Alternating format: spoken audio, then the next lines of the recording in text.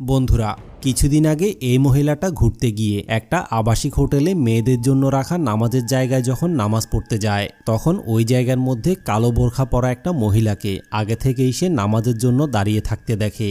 কিন্তু সে কোনো কিছু না বুঝেই নামাজে দাঁড়িয়ে থাকা মহিলাটাকে ডাকতে শুরু করে। কিন্তু ভয়ানক ব্যাপার হচ্ছে, নামাজের মধ্যে মহিলাটাকে ডাকার পরে সে যখন নিজে থেকেই মহিলাটার পেছনে নামাজ পড়া শুরু করে, তখন তার সাথে এমন এমন ভয়ানক রকমের ঘটনা ঘটতে থাকে, সেগুলো দেখার পরে আপনাদেরও গায়ের লোম দাঁড়িয়ে যাবে।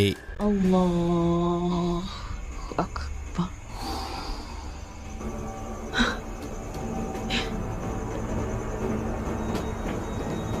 বিসমিল্লাহির রহমানির রহিম।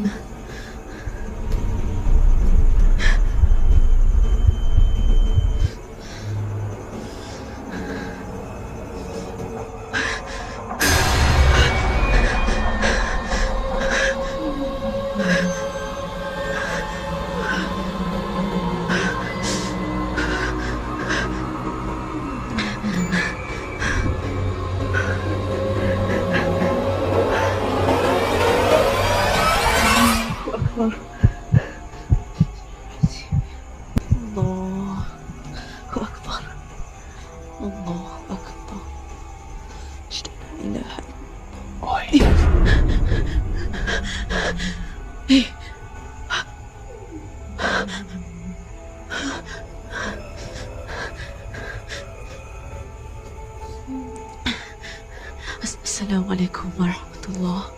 Assalamu alaikum warahmatullah. We have to go. Okay. Ya Allah.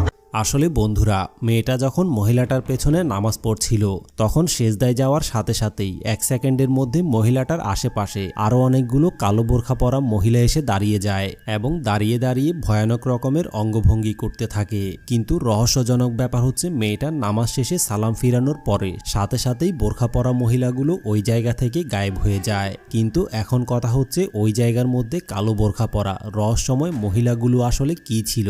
এগুলো কি কোনো জিনভূত নাকি রহস্যময় কোনো আত্মা ছিল? এই ব্যাপারে আপনাদের কি মনে হয়? আপনাদের মতামতটা কমেন্ট করে অবশ্যই জানাবেন।